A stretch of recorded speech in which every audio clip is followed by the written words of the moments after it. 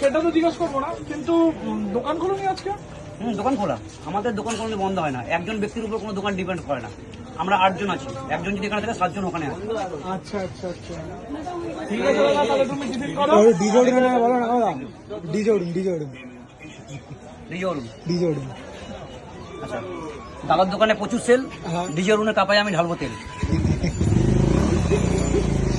দাদা আটটা হয়ে যাচ্ছে বিজয়।